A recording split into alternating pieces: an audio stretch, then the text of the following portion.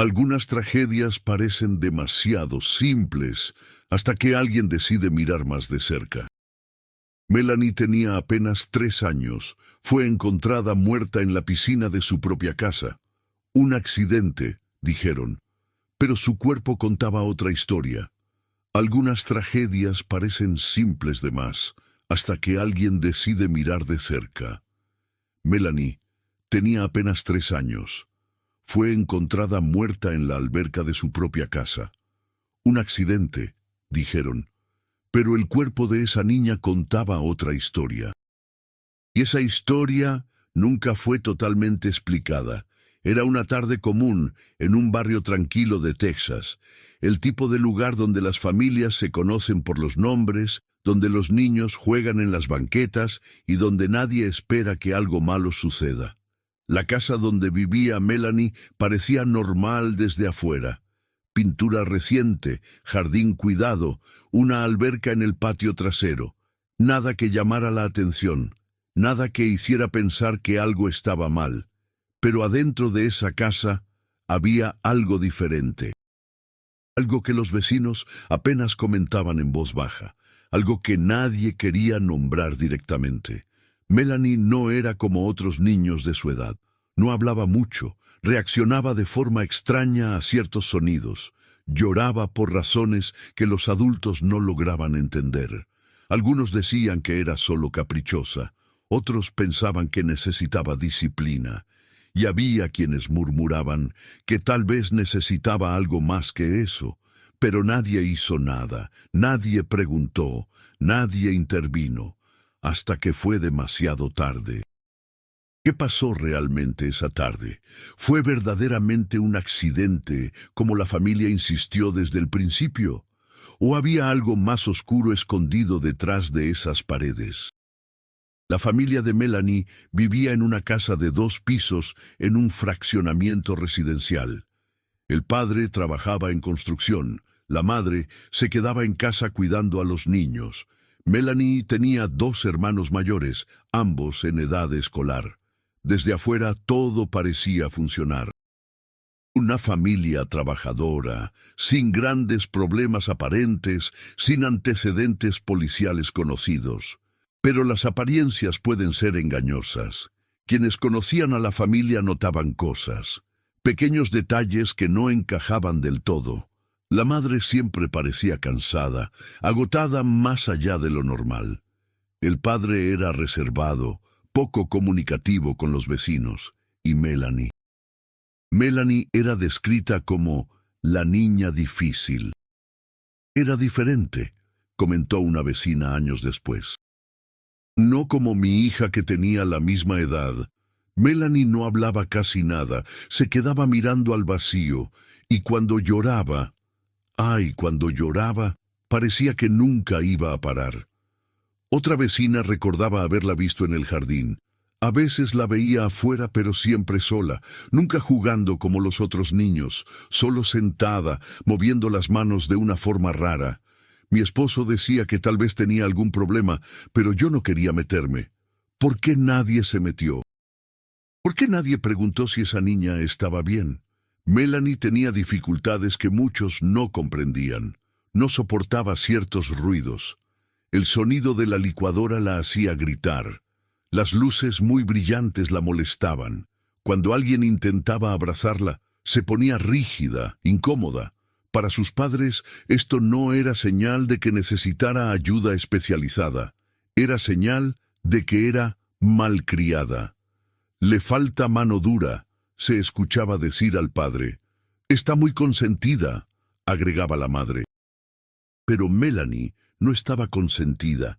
Melanie estaba luchando con un mundo que no entendía y que no la entendía a ella.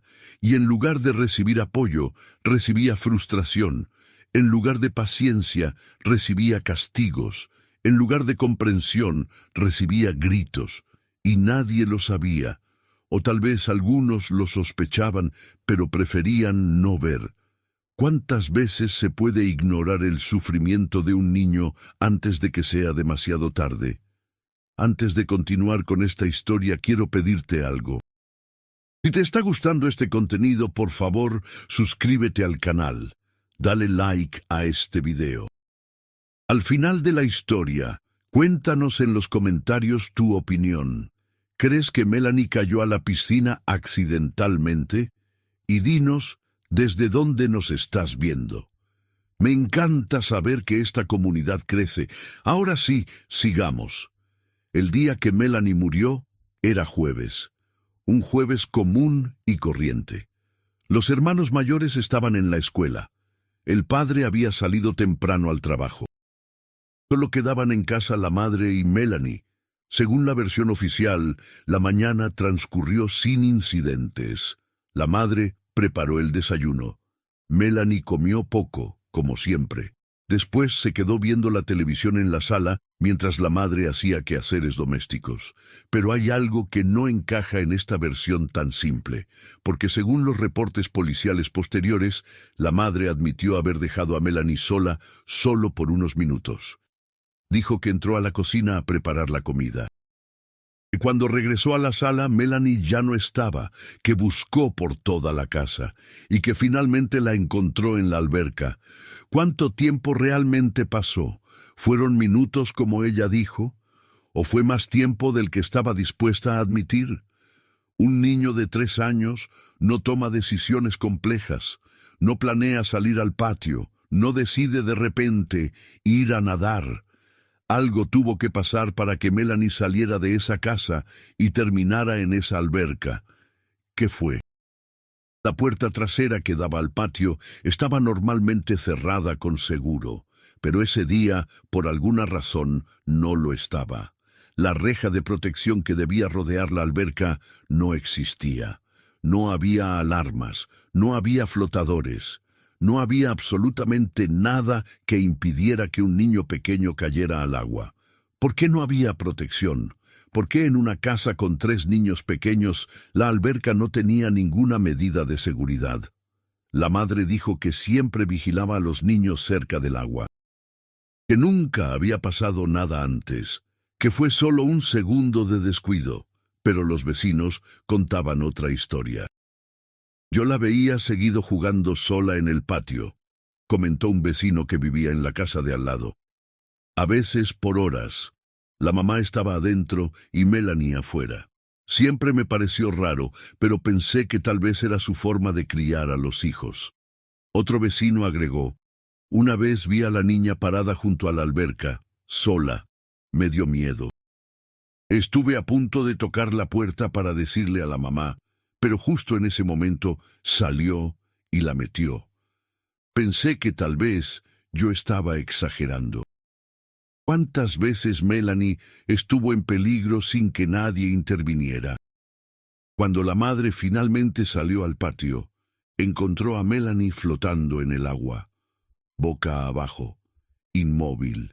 Gritó, corrió hacia la alberca, sacó el cuerpo de su hija, lo puso en el pasto. Intentó hacerle respiración de boca a boca, aunque después admitió que no sabía realmente cómo hacerlo. Marcó al 911. El operador le pidió que mantuviera la calma, que siguiera intentando reanimar a la niña, que los paramédicos iban en camino. Pero ya era tarde. ¿Cuánto tiempo había estado Melanie en el agua? ¿Minutos? ¿Media hora? ¿Más? Los paramédicos llegaron en menos de 10 minutos. Encontraron a la madre histérica, llorando sobre el cuerpo de su hija. Intentaron reanimar a Melanie. Usaron todas las técnicas disponibles, pero no hubo respuesta. Uno de los paramédicos notó algo de inmediato. Algo que lo hizo fruncir el ceño. Algo que no encajaba con un simple caso de ahogamiento accidental. En los brazos de Melanie había moretones, moretones oscuros, claramente visibles. No eran moretones nuevos, eran antiguos, de días, tal vez semanas, y no eran los únicos. ¿Qué le había pasado a esta niña antes de ese día? ¿Y por qué nadie había notado las señales? Melanie fue declarada muerta en la escena. Su pequeño cuerpo fue cubierto con una manta térmica y trasladado a la morgue del condado. La madre fue llevada en ambulancia en estado de shock. Los vecinos comenzaron a salir de sus casas, atraídos por las sirenas y las luces. La cinta policial rodeó la casa. Los detectives comenzaron a hacer preguntas. Tomaron fotos de la alberca, del patio, de la puerta trasera, revisaron la casa de arriba a abajo y comenzaron a encontrar cosas que no les gustaron. En el cuarto de Melanie, las paredes tenían marcas, rasguños, como si alguien hubiera golpeado algo contra ellas repetidamente. La cama no tenía sábanas limpias, había ropa sucia amontonada en una esquina. El ambiente olía a descuido. Los detectives intercambiaron miradas. Esto no era solo un accidente, algo más estaba pasando en esta casa. Cuando el padre llegó, horas después, su reacción fue extraña. No lloró, no gritó, solo se quedó parado en la entrada, mirando la alberca vacía, con una expresión que los oficiales no lograron descifrar. ¿Era shock? ¿Culpa? ¿O era algo más? ¿Dónde estaba usted esta mañana?, le preguntó uno de los detectives. En el trabajo, respondió el padre con voz monótona, como todos los días. ¿A qué hora salió de la casa? A las 6 de la mañana. ¿Y no notó nada raro? ¿Melanie estaba bien cuando se fue? El padre tardó en responder. Estaba dormida, nunca la vi. ¿Era posible que un padre saliera de su casa sin siquiera ver a su hija de 3 años? ¿O había algo que no estaba diciendo? Los detectives separaron a los padres para interrogarlos individualmente. Querían ver si sus historias coincidían. Querían entender exactamente qué había pasado esa mañana. Pero las versiones no encajaban perfectamente. La madre insistía en que solo habían sido unos minutos. El padre no sabía cuánto tiempo había pasado porque no estaba ahí. Los hermanos mayores estaban en la escuela y no podían confirmar nada. No había testigos. No había cámaras de seguridad. Solo había el cuerpo de una niña de 3 años y demasiadas preguntas sin respuesta. Esa noche, mientras los detectives revisaban sus notas, uno de ellos dijo en voz alta lo que todos estaban pensando. Algo no está bien aquí. Este no fue solo un accidente. Pero probar que no fue un accidente sería mucho más difícil de lo que imaginaban, porque la verdad sobre lo que le pasó a Melanie estaba escondida detrás de puertas cerradas, palabras no dichas y secretos que nadie quería revelar.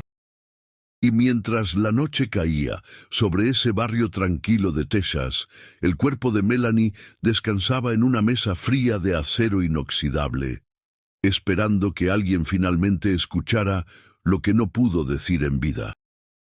La autopsia estaba programada para la mañana siguiente, y lo que revelaría cambiaría todo.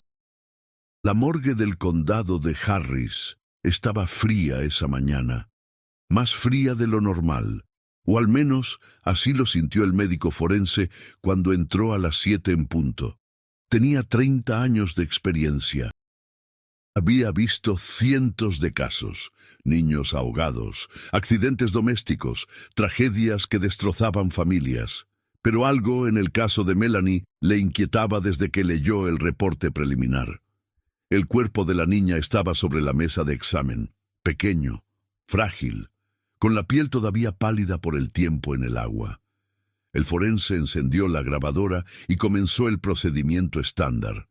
Peso, altura, descripción general. Todo parecía normal al principio, hasta que empezó el examen externo. Los moretones que los paramédicos habían notado en los brazos eran solo el comienzo. Cuando el forense revisó con cuidado, encontró más, muchos más. En las piernas, pequeñas marcas circulares. En la espalda, manchas alargadas de color amarillento verdoso. En las costillas, hematomas que parecían tener al menos una semana de antigüedad. Esto no es normal, murmuró para sí mismo. Un niño activo puede tener moretones. Es parte de crecer, de jugar, de explorar el mundo. Pero estos moretones no estaban en las rodillas o en las espinillas, donde normalmente aparecen por caídas. Estaban en lugares extraños. lugares que no se golpean fácilmente por accidente. Cómo una niña de 3 años termina con moretones en la parte interna de los brazos. El forense tomó fotografías detalladas de cada marca.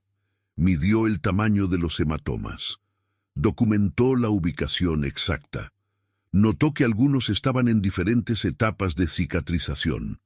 Algunos eran recientes, de 1 o 2 días. Otros eran más antiguos, ya desvaneciéndose en tonos amarillos y verdes. Estas marcas no surgieron en un solo día, dijo en voz alta para la grabación. Continuó con el examen interno. Abrió la cavidad torácica, revisó los pulmones. Estaban llenos de agua, confirmando que Melanie había muerto por ahogamiento, pero eso no era todo lo que encontró. Había una pequeña fractura en una costilla. Ya estaba sanando, lo que significaba que no era reciente, tal vez de 2 o 3 semanas antes. Una fractura que nunca fue tratada, una fractura que probablemente causó dolor cada vez que la niña respiraba profundo. ¿Cómo es posible que nadie notara que esta niña tenía una costilla rota? El forense apagó la grabadora por un momento. Se quitó los guantes, salió de la sala de autopsias y marcó directamente al detective asignado al caso. «Necesitas ver esto», le dijo sin preámbulos. «Este no es un simple ahogamiento accidental». 2 horas después, el detective estaba parado junto a la mesa de autopsia, mirando las fotografías que el forense había impreso. Su mandíbula estaba tensa, sus ojos recorrían cada imagen con creciente preocupación. «¿Cuántos moretones en total?», preguntó. «17 que pude contar claramente. Probablemente hubo más que ya se desvanecieron por completo. ¿Y la costilla? Fractura antigua, al menos 2 semanas. Nunca fue tratada médicamente». El detective exhaló lentamente. «Entonces, estamos hablando de abuso. Estamos hablando de un patrón de lesiones consistente con maltrato físico repetido», confirmó el forense. «Estas marcas no aparecen por caídas accidentales, no con esta frecuencia y en estas ubicaciones». Pero ¿cómo probarlo? ¿Cómo convertir evidencia médica en un caso criminal sólido? El detective regresó a la estación con una copia completa del reporte de autopsia. Convocó una reunión con su equipo. Extendió las fotografías sobre la mesa de conferencias. Todos las miraron en silencio. «Tenemos un problema», comenzó el detective. «Tenemos evidencia clara de abuso físico, pero no tenemos testigos, no tenemos confesión, y técnicamente la causa de muerte sigue siendo ahogamiento». «¿Qué dice la familia?», preguntó una detective más joven. «Insisten en que Melanie era torpe, que se caía mucho, que se golpeaba sola cuando tenía berrinches. ¿Y la costilla rota? Dicen que no sabían, que la niña nunca se quejó».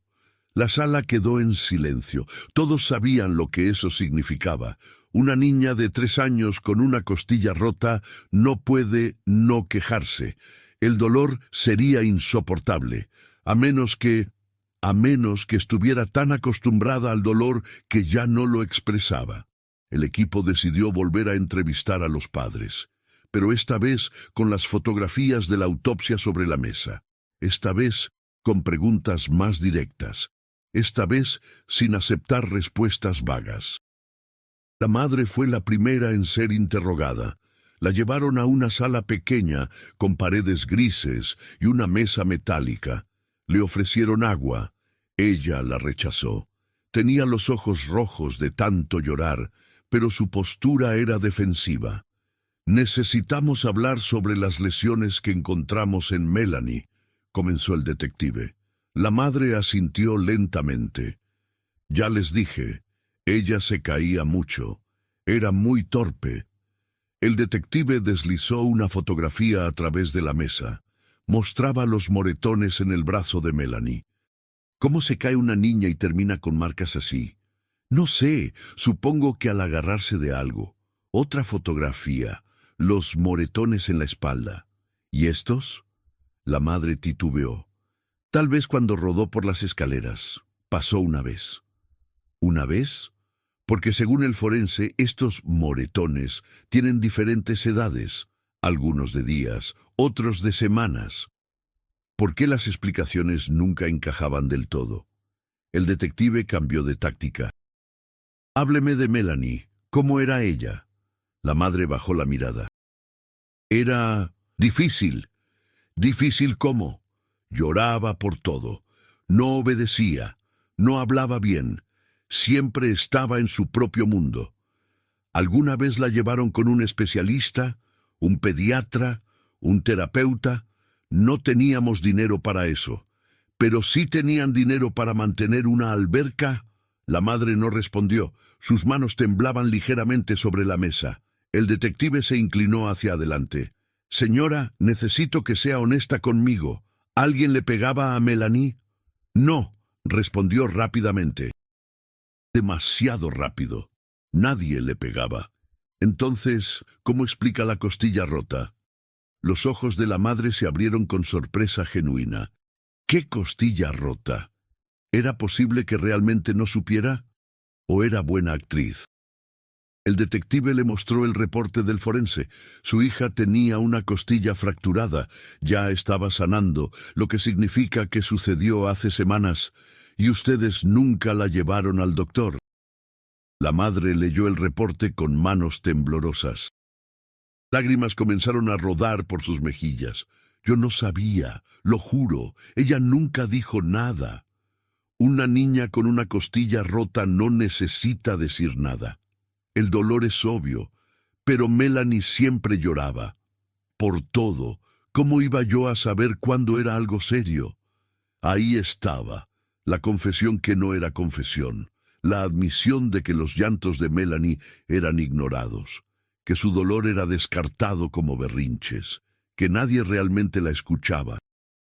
Porque para escuchar a alguien, primero tienes que creer que lo que dicen importa. El detective terminó la entrevista sin acusaciones directas. Necesitaba más. Necesitaba hablar con el padre. Necesitaba encontrar algo concreto que pudiera llevar ante un juez. El padre fue interrogado esa misma tarde. A diferencia de la madre, él no estaba nervioso, estaba molesto, sentía que lo estaban acusando injustamente.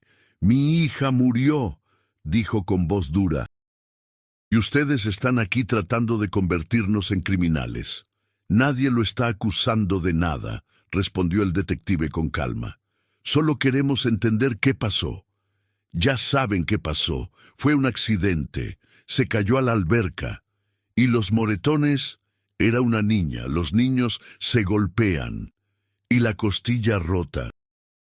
El padre se quedó callado por un momento.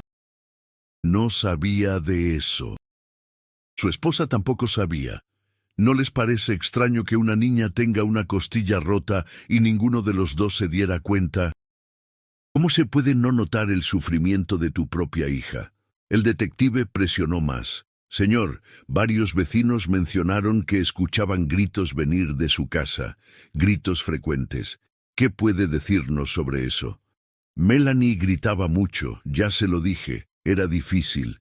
¿Difícil cómo? No obedecía. Hacía berrinches, no se portaba bien. ¿Y cómo manejaban esos berrinches? El padre se cruzó de brazos. Como cualquier padre, con disciplina. ¿Qué tipo de disciplina? Nalgadas.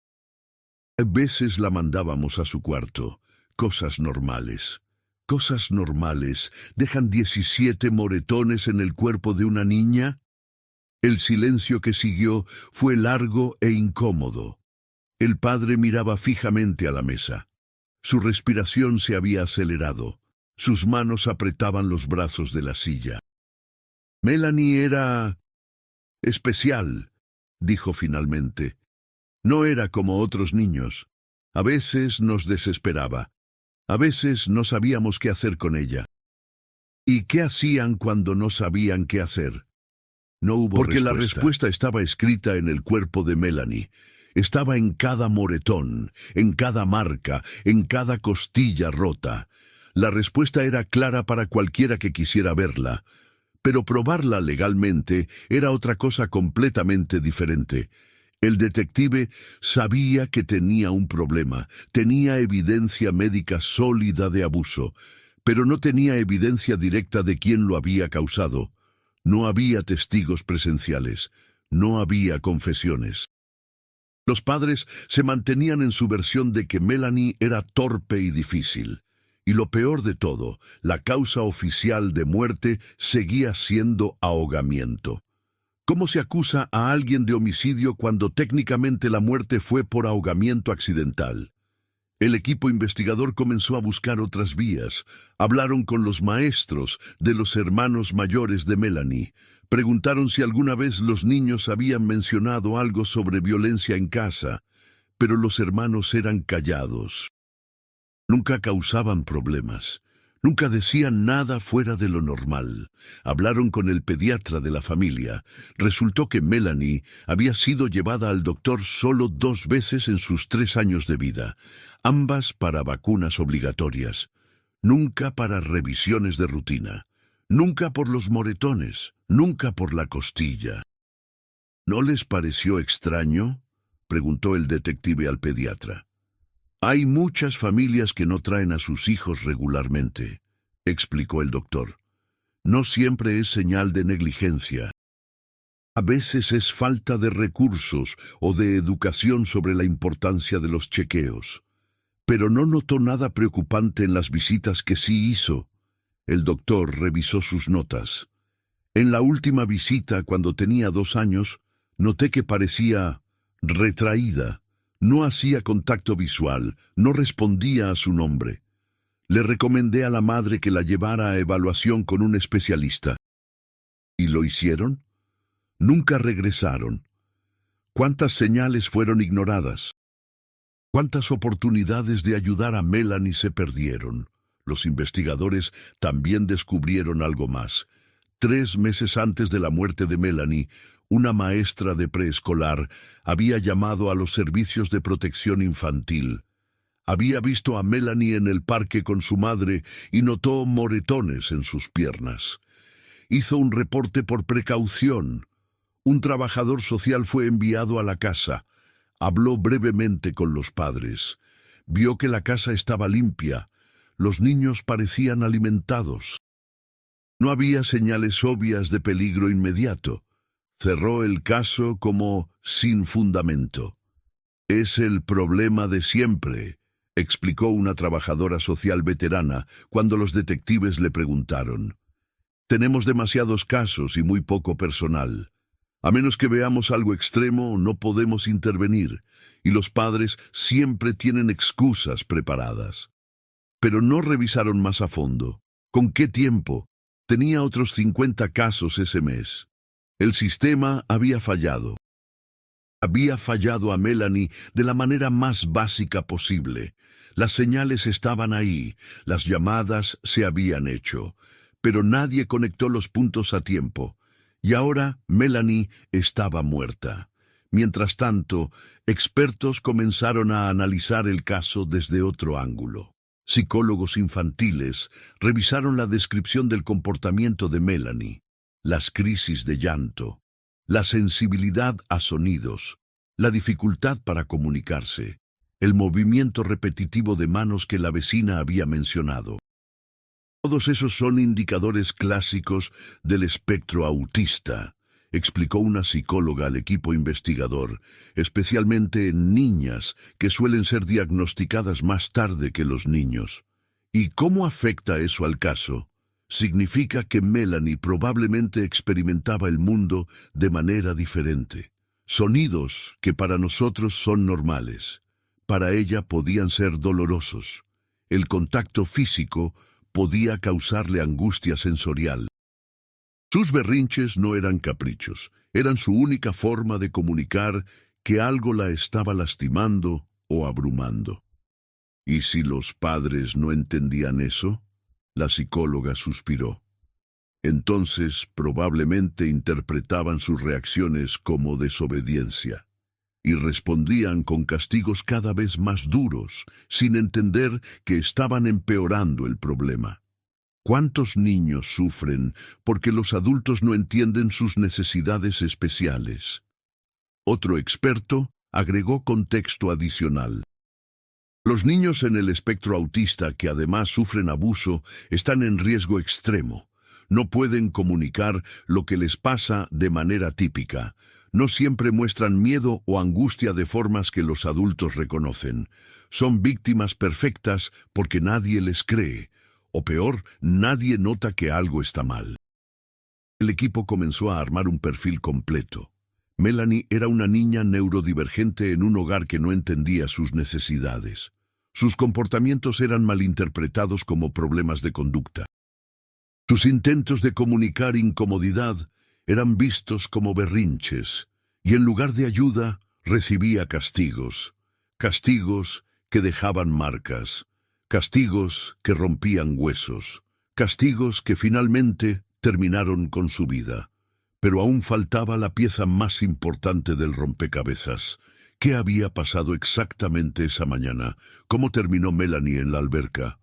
Los investigadores recrearon la escena múltiples veces, midieron distancias, calcularon tiempos. Hicieron simulaciones de cómo una niña de 3 años podría haber salido de la casa y llegado a la alberca, y encontraron algo que no encajaba. La puerta trasera estaba a 10 metros de la sala donde supuestamente estaba Melanie viendo televisión. Para llegar a la alberca tenía que cruzar esos 10 metros, abrir la puerta, caminar otros 8 metros por el patio y entonces caer al agua. Una niña de 3 años no hace ese recorrido silenciosamente, explicó un especialista en comportamiento infantil. Especialmente no una niña en el espectro autista que probablemente tenía rutinas muy específicas. Salir sola al patio no encaja con su perfil. Entonces, ¿qué propone? Propongo que alguien la llevó ahí. El silencio en la sala de investigación fue absoluto. ¿Está diciendo que no fue un accidente? Estoy diciendo que las probabilidades de que esta secuencia de eventos ocurriera exactamente como la familia describe son extremadamente bajas. Algo más pasó esa mañana, algo que no nos están diciendo. ¿Pero qué? ¿Y cómo probarlo sin testigos, sin confesiones, sin evidencia directa? El caso comenzaba a presentar un dilema legal imposible. Los fiscales revisaron toda la evidencia. Tenían prueba de abuso físico previo. Tenían expertos que cuestionaban la versión oficial. Tenían un patrón de negligencia y posible maltrato, pero no tenían suficiente para un cargo de homicidio. La causa de muerte seguía siendo ahogamiento, y sin prueba directa de que alguien hubiera forzado a Melanie al agua, no podían acusar a los padres de asesinato. Lo máximo que podemos hacer es negligencia criminal, explicó el fiscal asignado. Y aún eso es difícil de probar más allá de duda razonable. ¿Entonces van a quedar libres? A menos que aparezca nueva evidencia o alguien confiese... Sí. La frustración del equipo era palpable. Todos sabían que algo terrible había pasado en esa casa.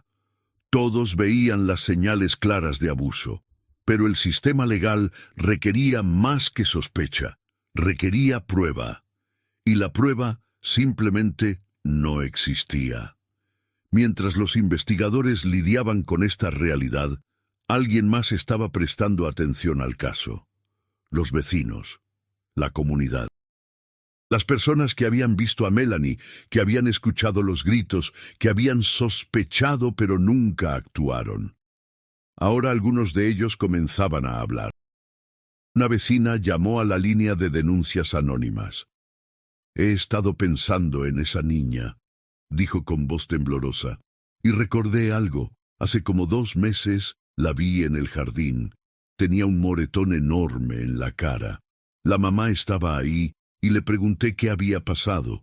Me dijo que Melanie se había caído de la cama, pero yo vi la cara de esa niña. Tenía miedo, mucho miedo». Otro vecino recordó, «Una noche escuché a alguien gritar, «¡Ya cállate!». Era la voz del papá. Y luego hubo silencio. Un silencio que me dio escalofríos. Debí haber llamado a la policía esa noche. ¿Por qué esperamos hasta que es demasiado tarde para hablar? Los testimonios seguían llegando. Pequeños detalles que individualmente no probaban nada, pero que juntos pintaban un cuadro aterrador. Un cuadro de una niña viviendo en constante miedo. Una niña que lloraba porque era su única defensa. Una niña que nadie protegió a tiempo. Y entonces alguien dijo algo que cambió la dirección de la investigación. Un adolescente del vecindario, que ocasionalmente cortaba el pasto de varias casas de la cuadra, se presentó voluntariamente en la estación de policía. Estaba nervioso, pero determinado. «Necesito decirles algo sobre la mañana que murió esa niña», comenzó. Los detectives lo llevaron inmediatamente a una sala de entrevistas.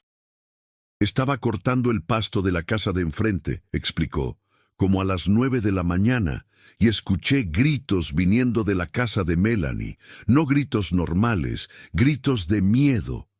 «¿Qué más escuchaste?» «Una voz de mujer gritando. Sonaba enojada, muy enojada. Y luego hubo un golpe, como si algo pesado cayera. Y después... silencio». «¿Por qué no dijiste nada antes?» El muchacho bajó la mirada. «No sé. Pensé que tal vez me había imaginado cosas. Y después, cuando supe que la niña había muerto, tuve miedo de meterme en problemas. Pero no puedo seguir callado. Esa niña necesita que alguien diga la verdad».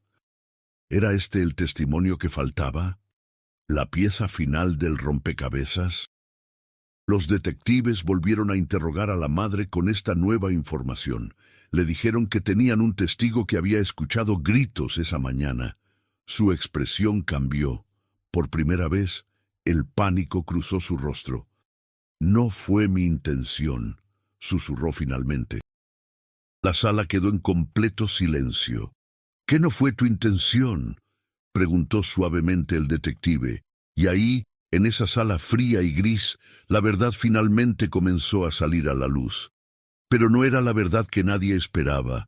Era algo mucho más complicado, algo mucho más triste, algo que demostraba que a veces no hay villanos claros, solo tragedias construidas por incomprensión, frustración y un sistema que falla a los más vulnerables. Las manos de la madre temblaban sobre la mesa metálica. Sus ojos estaban rojos, hinchados de tanto llorar. Durante horas había mantenido la misma historia, pero ahora, frente a la evidencia del testigo, algo dentro de ella se quebró. Esa mañana Melanie no paraba de llorar.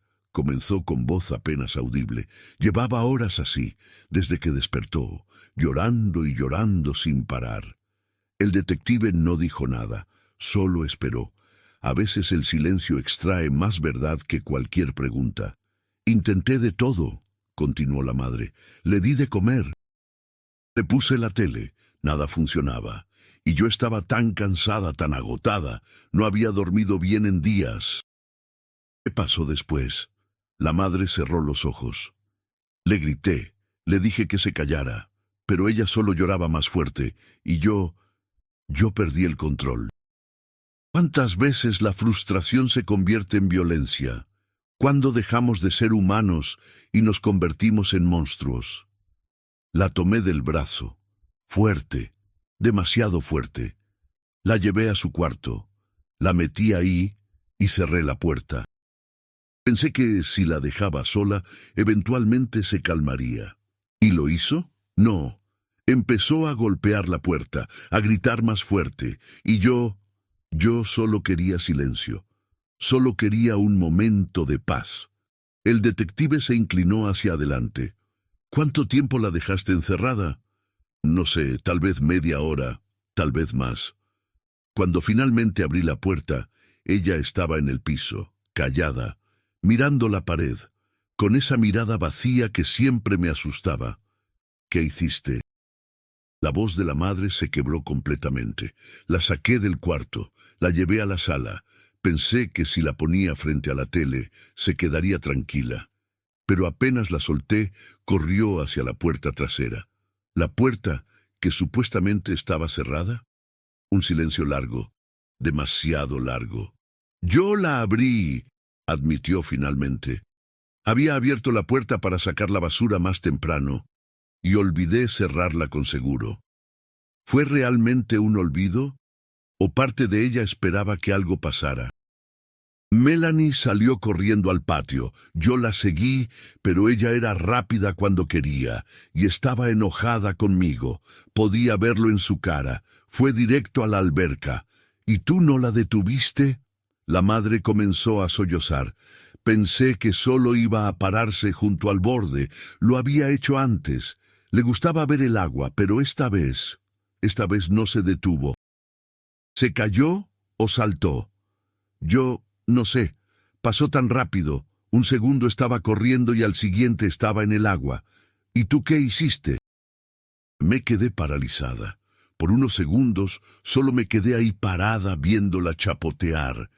Y pensé en lo silenciosa que finalmente estaba la casa. El detective sintió un escalofrío recorrer su espalda. ¿Cuánto tiempo esperaste antes de sacarla? La respuesta nunca llegó, porque la madre colapsó en llanto, incapaz de continuar.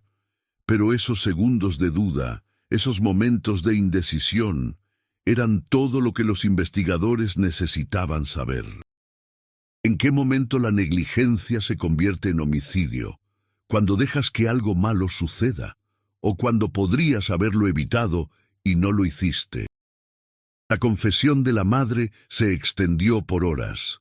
Entre lágrimas y pausas, fue revelando una historia de frustración acumulada, agotamiento extremo y una niña que nunca encajó en lo que ella esperaba que fuera la maternidad. Cuando nació Melanie, pensé que sería como mis otros hijos, explicó. Pero desde el principio fue diferente. No me miraba a los ojos, no sonreía cuando la cargaba. Era como si yo no existiera para ella. ¿Eso te molestaba? Me asustaba. Pensaba que era mi culpa, que estaba haciendo algo mal como madre.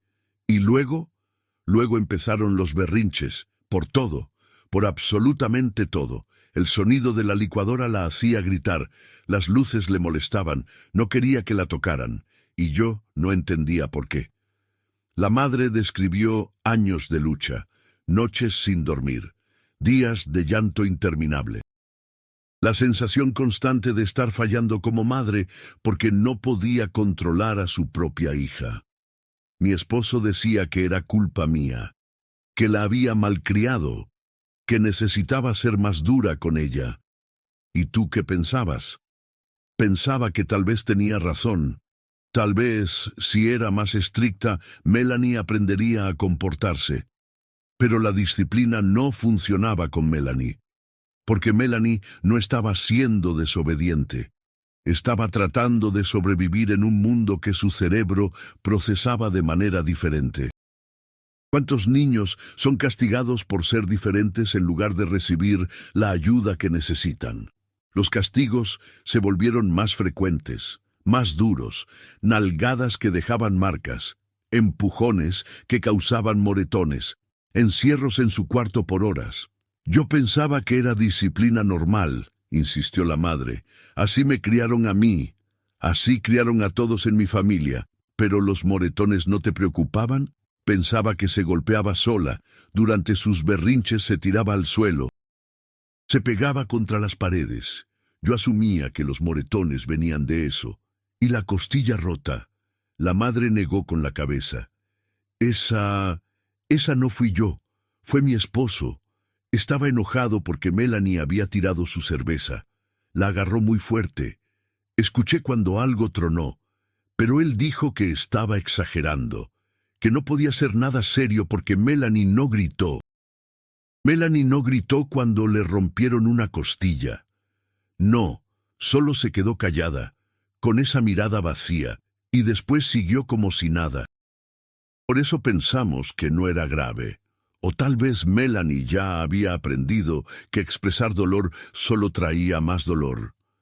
El detective dejó que la madre descansara un momento. Salió de la sala de interrogación con el estómago revuelto. Este caso no era lo que había esperado. No era un homicidio premeditado. No era un padre monstruoso golpeando deliberadamente a su hija. Era algo peor. Era ignorancia. Era falta de recursos. Era un sistema de salud que falla a las familias de bajos ingresos. Era una madre agotada que no entendía que su hija necesitaba ayuda profesional, no castigos. Pero eso no cambiaba el resultado. Melanie seguía muerta. Cuando el detective regresó a la sala, tenía una última pregunta, la más importante.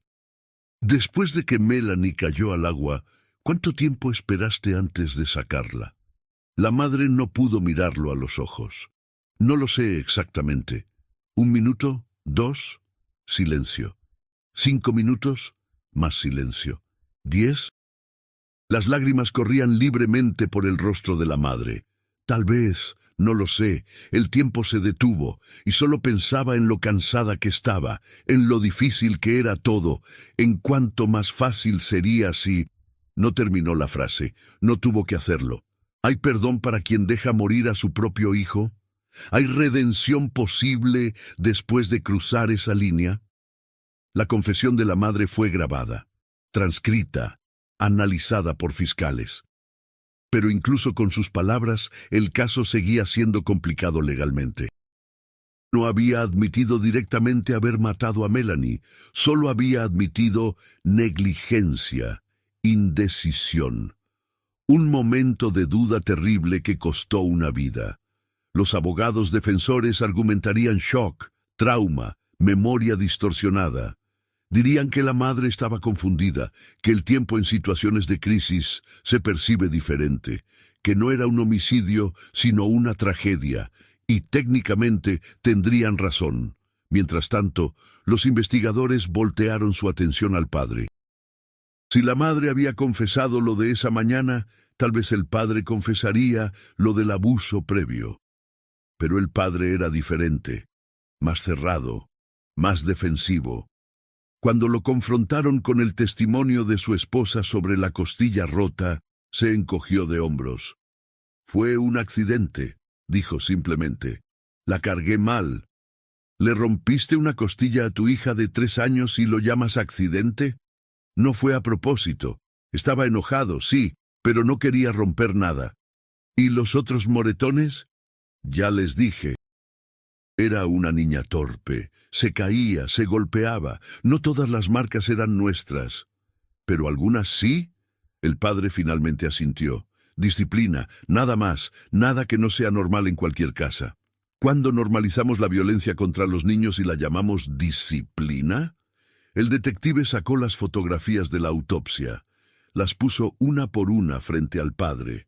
Cada moretón, cada marca, la costilla rota, las lesiones en diferentes etapas de cicatrización.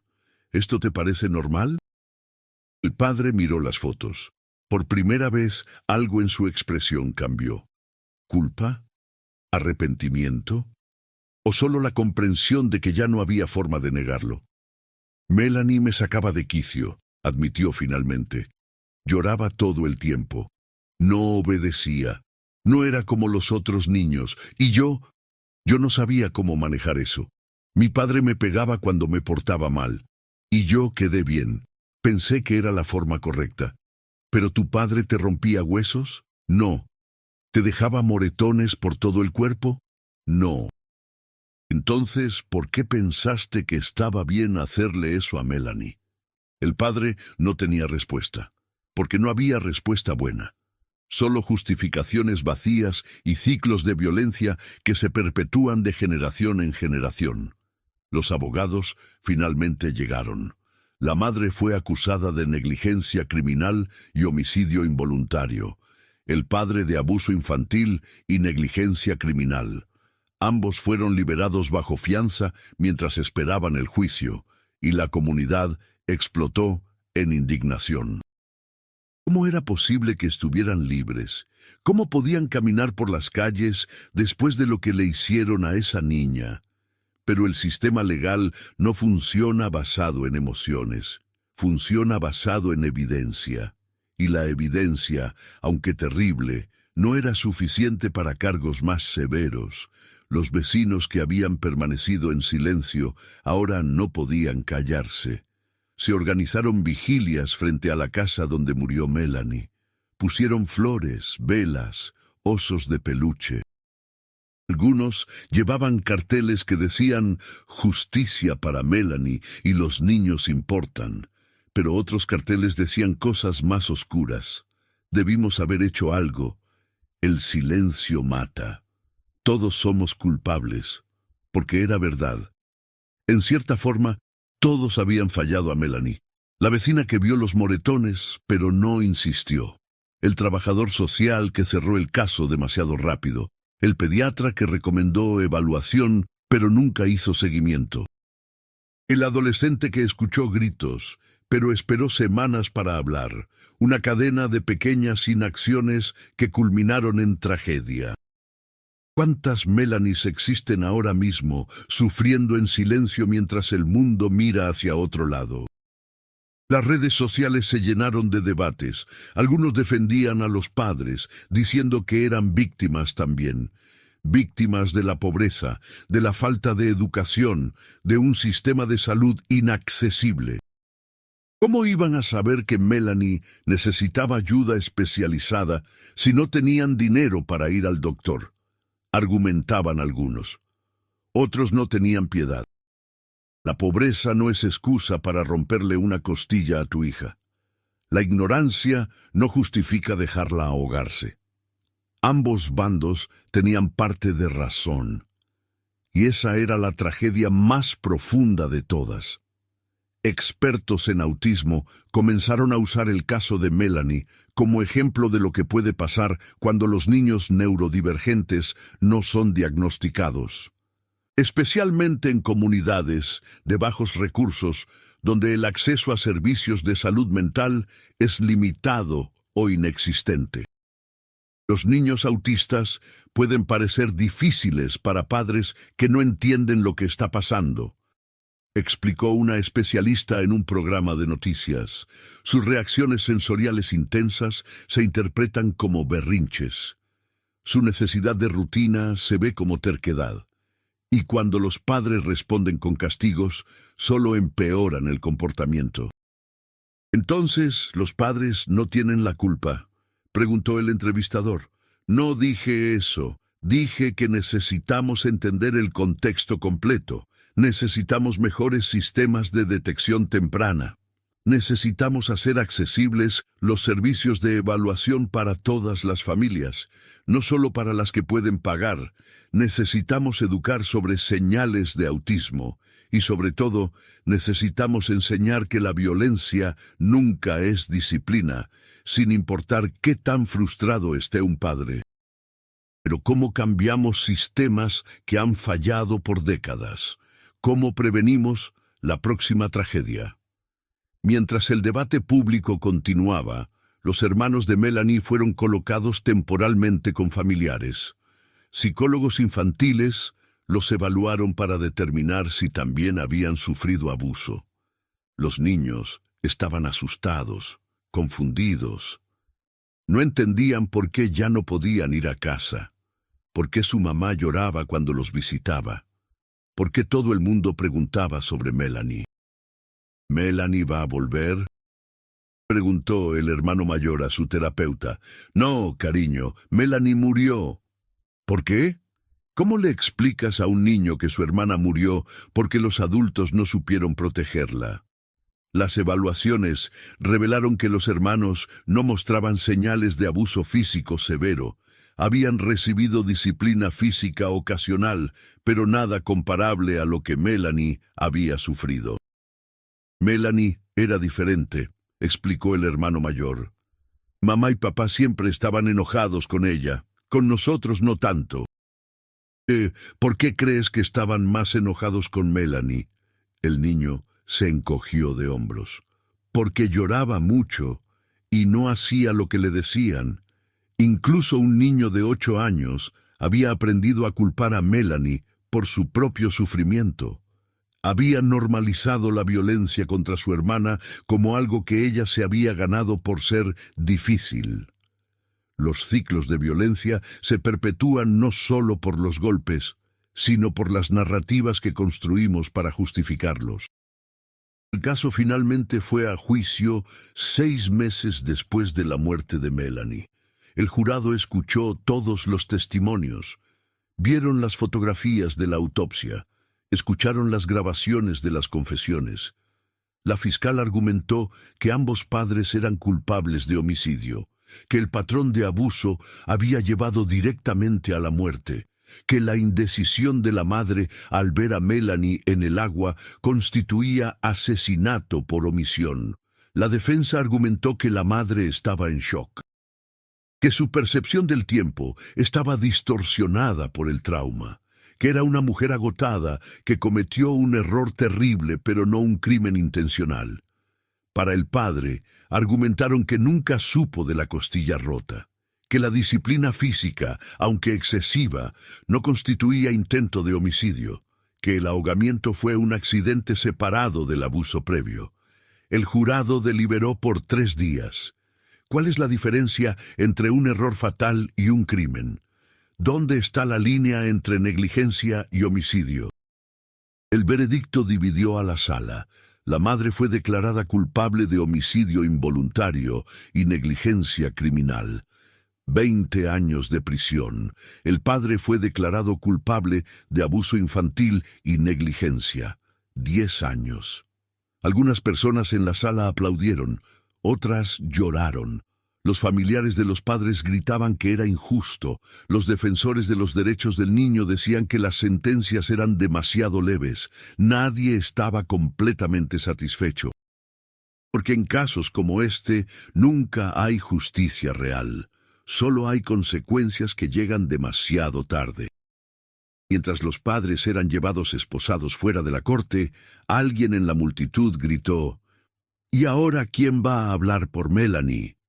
La pregunta quedó flotando en el aire sin respuesta, porque Melanie ya no podía hablar por sí misma, y los adultos que debieron hablar por ella cuando estaba viva habían guardado silencio demasiado tiempo. Los hermanos fueron adoptados por una tía que vivía en otro estado. Les cambiaron los apellidos para proteger su identidad. Les dieron terapia intensiva para procesar el trauma.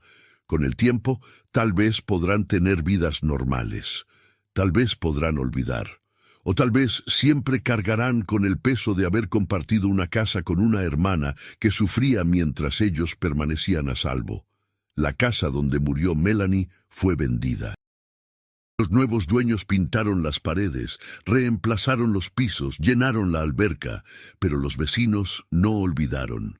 Cada vez que pasaban frente a esa casa, recordaban los gritos, el silencio, la niña que nadie salvó. Y en la morgue del condado, el reporte de autopsia de Melanie fue archivado. Un documento más entre miles, 17 moretones catalogados meticulosamente. Una costilla rota medida al milímetro, causas de muerte, ahogamiento. Pero el reporte no mencionaba la verdadera causa. No había casilla para marcar fracaso sistémico o violencia normalizada o silencio cómplice. No había forma de documentar oficialmente que Melanie murió porque vivía en un mundo que no entendía sus necesidades, porque nació en una familia sin recursos para ayudarla, porque existía en una sociedad que castiga la diferencia en lugar de apoyarla. Esas verdades no caben en formularios oficiales, pero están ahí, escritas entre líneas, gritando desde cada página del expediente que nadie volvería a leer.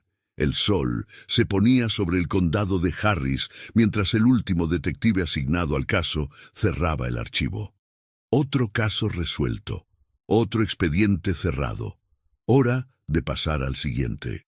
Porque siempre hay un siguiente, siempre hay otro niño sufriendo, otra familia en crisis, otro sistema fallando.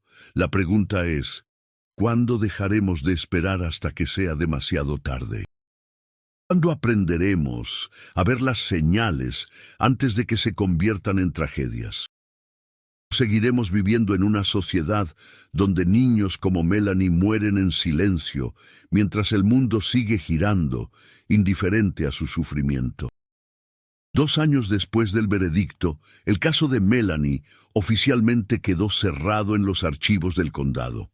Los padres cumplían sus sentencias en prisiones diferentes. Los hermanos intentaban construir una vida nueva lejos de los recuerdos. Y el mundo había seguido adelante como siempre lo hace, pero algunas personas no podían olvidar. La detective que había trabajado el caso renunció al departamento 6 meses después del juicio. En su carta de renuncia escribió una sola línea: "Ya no puedo seguir documentando tragedias que pudieron evitarse". El médico forense que hizo la autopsia comenzó a dar conferencias sobre señales de abuso infantil. Mostraba las fotografías de Melanie, con permiso de la corte para entrenar a otros profesionales. "Estos moretones cuentan una historia", decía a las audiencias. "Aprendan a leerla antes de que sea demasiado tarde". El adolescente que finalmente habló sobre los gritos que escuchó nunca se perdonó por haber esperado. Desarrolló ansiedad severa. Su terapeuta le repetía que no era su culpa, que era solo un chico.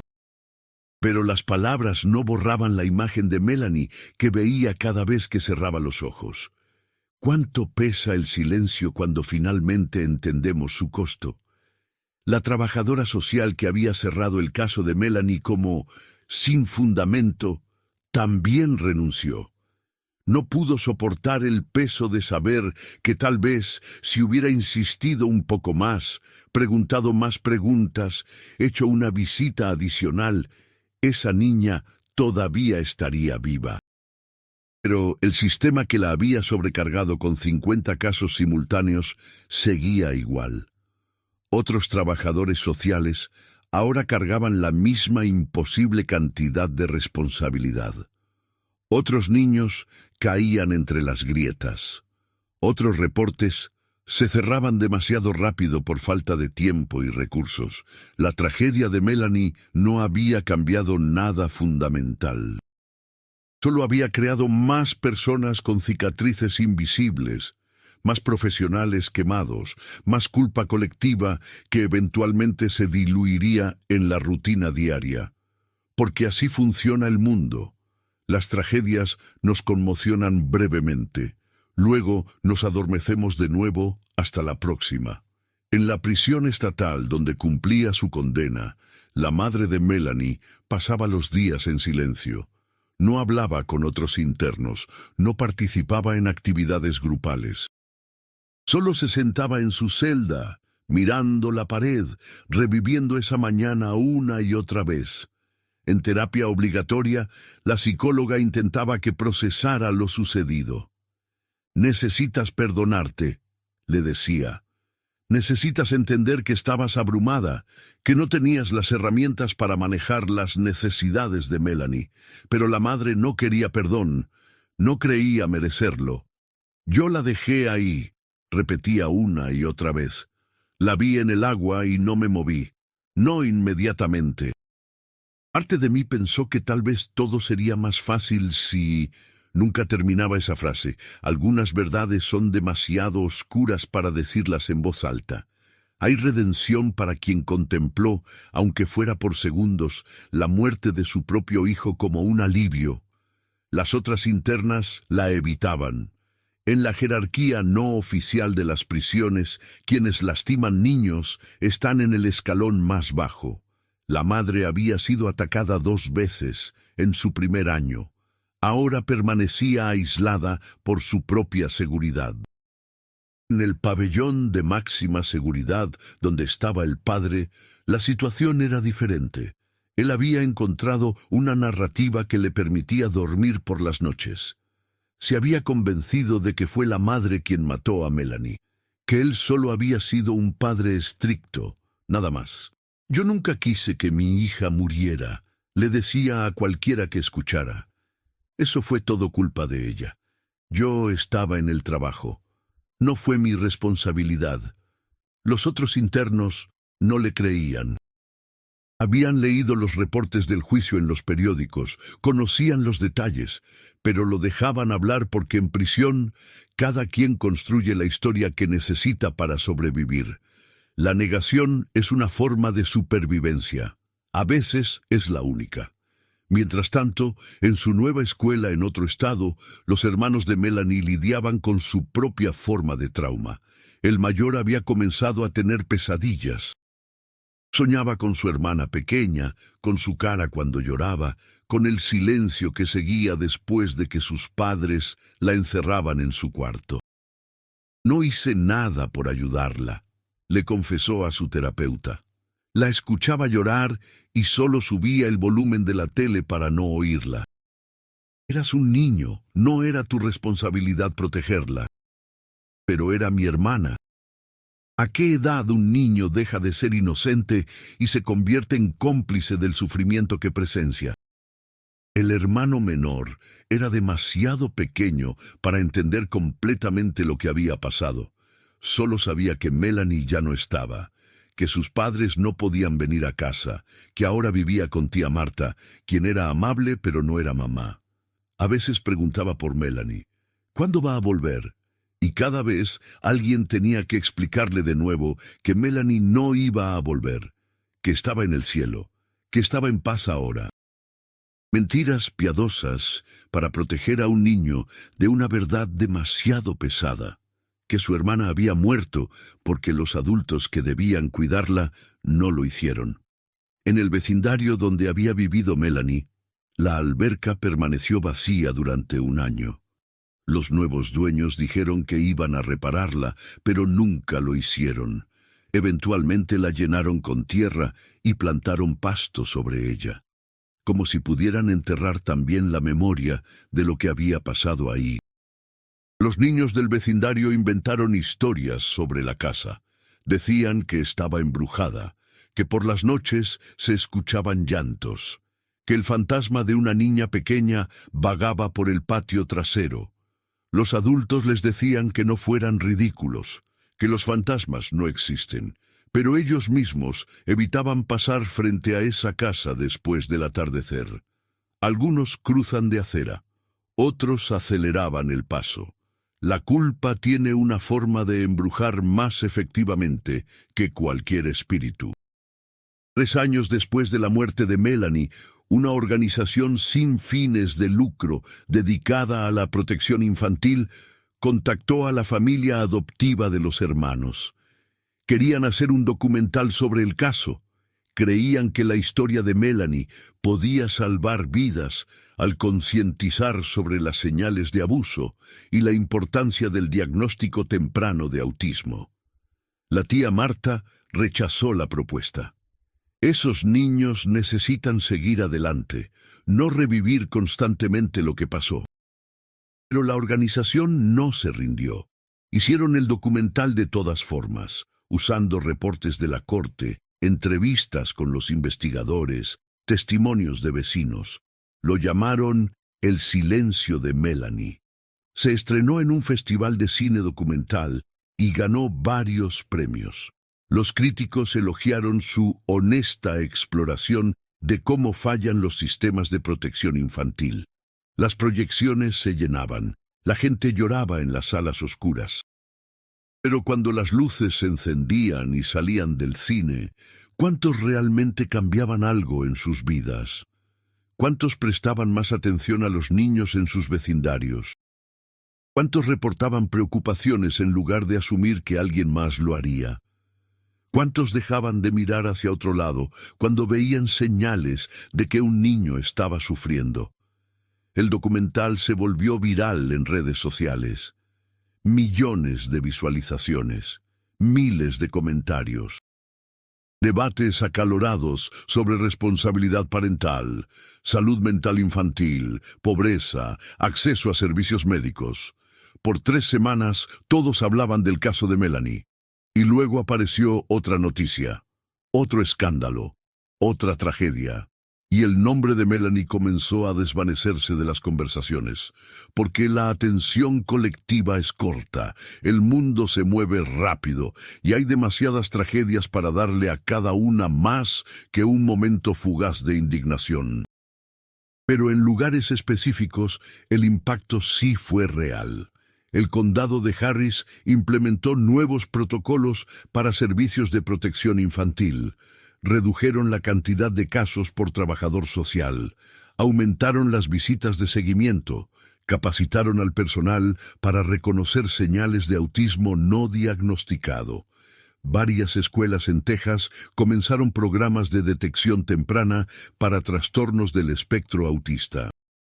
Entrenaron a maestros para identificar comportamientos que podrían indicar neurodivergencia en lugar de mal comportamiento. Clínicas comunitarias empezaron a ofrecer evaluaciones gratuitas o de bajo costo para familias sin recursos. Cambios pequeños, insuficientes, pero cambios al fin. ¿Es suficiente? ¿Puede algo ser suficiente cuando una niña ya está muerta?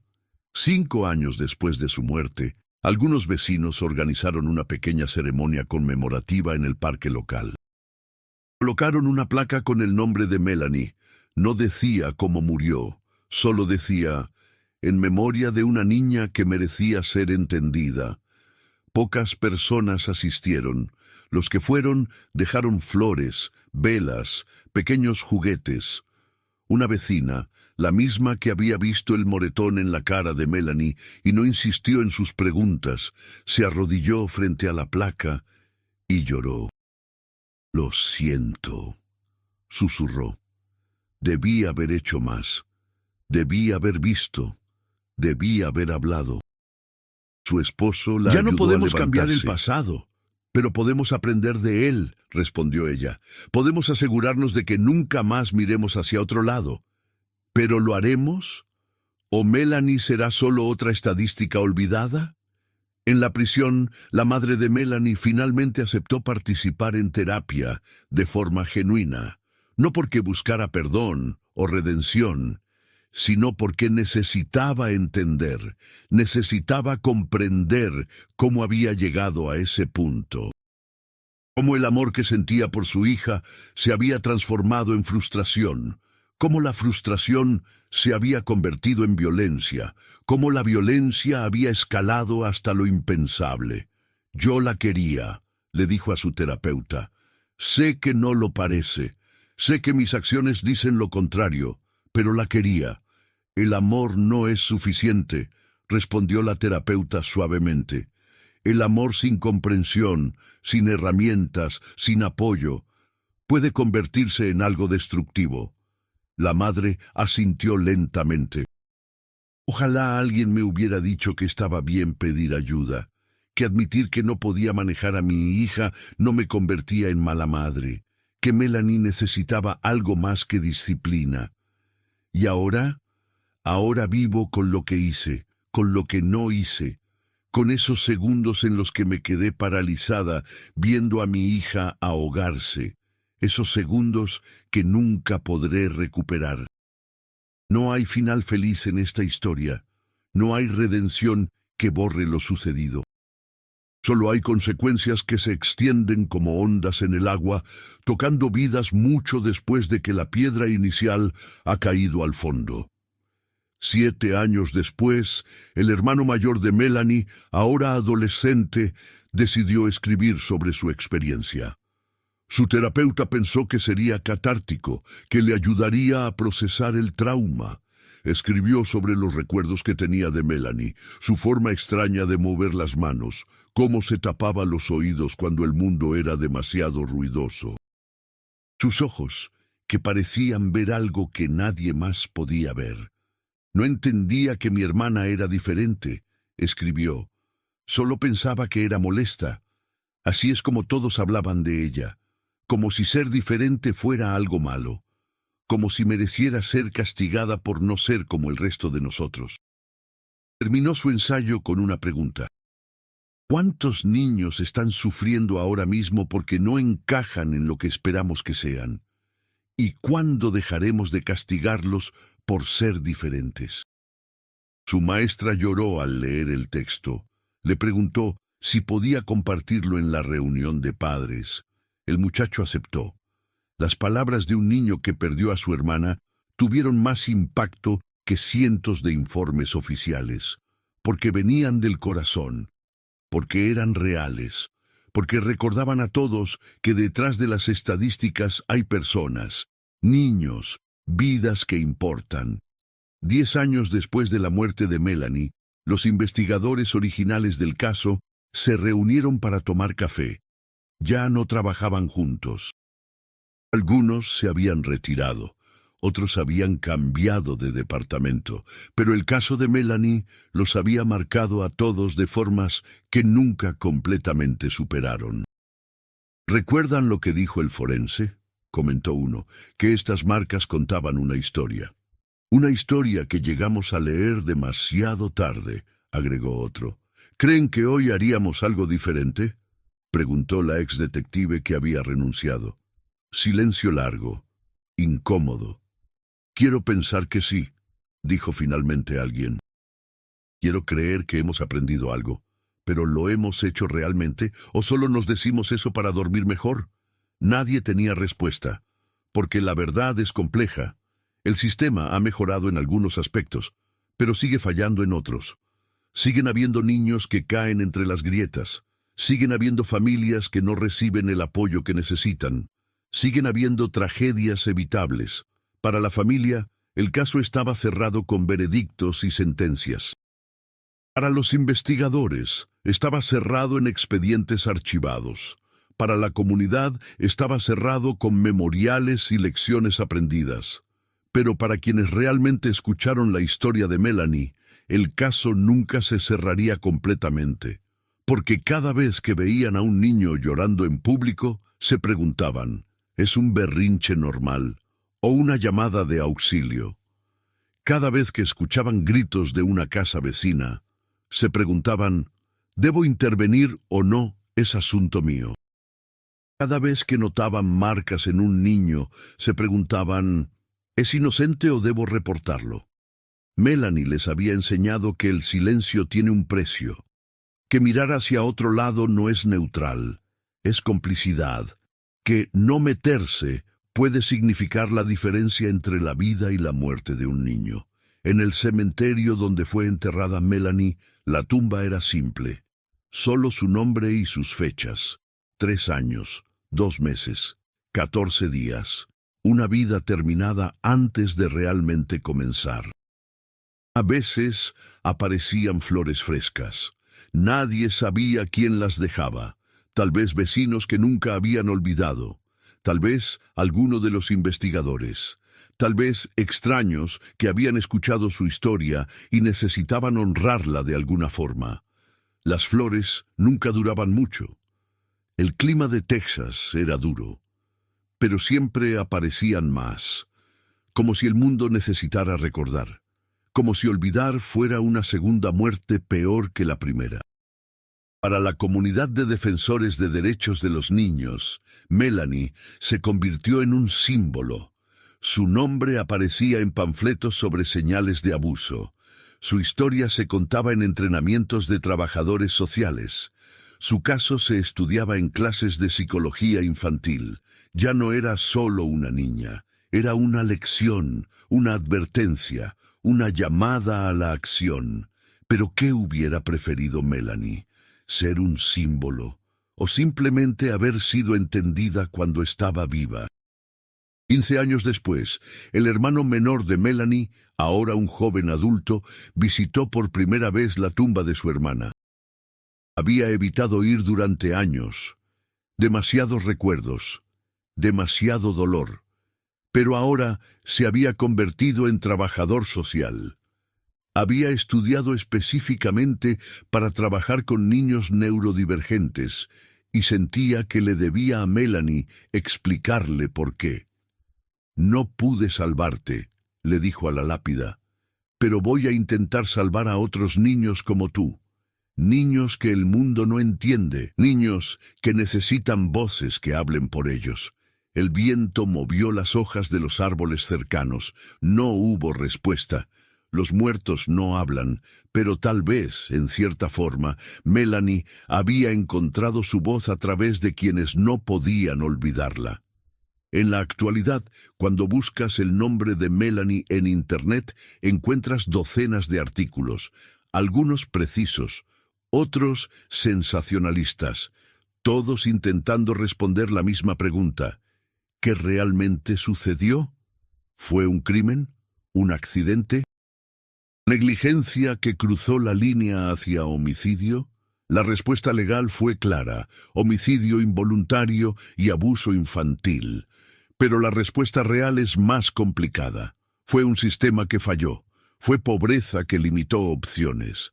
Fue ignorancia sobre neurodivergencia. Fue una madre abrumada, sin recursos. Fue un padre perpetuando ciclos de violencia. Fue una comunidad que vio señales pero no actuó. Fue un momento terrible de indecisión que costó una vida. Fue todo eso y más.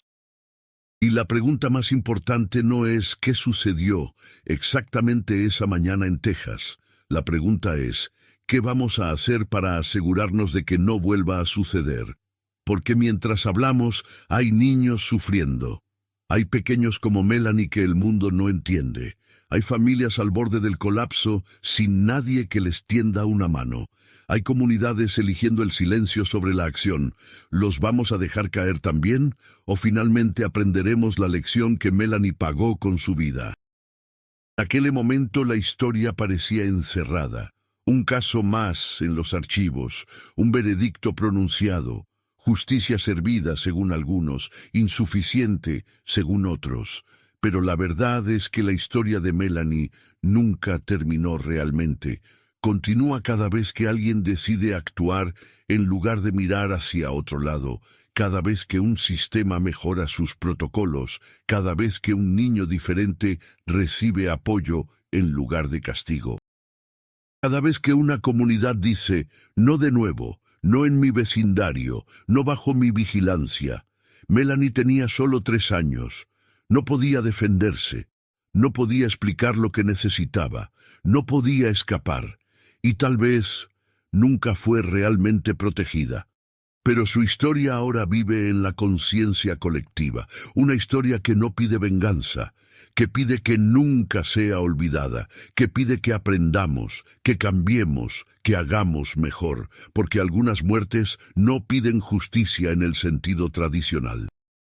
Piden que significan algo, que enseñen algo, que salven a alguien más, y mientras el nombre de Melanie sea recordado, mientras su historia sea contada, mientras inspire aunque sea a una persona a actuar cuando vea a un niño en peligro, entonces tal vez, solo tal vez, su corta vida no habrá sido completamente en vano. La duda permanece, las preguntas quedan, el dolor no desaparece. Pero la esperanza es que su historia sea la última de su tipo que tengamos que contar. Aunque sabemos en lo profundo que tristemente no será así, porque mientras sigamos viviendo en una sociedad que no protege a sus más vulnerables, mientras sigamos eligiendo la comodidad del silencio sobre la incomodidad de intervenir, mientras sigamos fallando en reconocer y apoyar la diferencia, habrá más Melanies, y esa es la verdad más dolorosa de todas.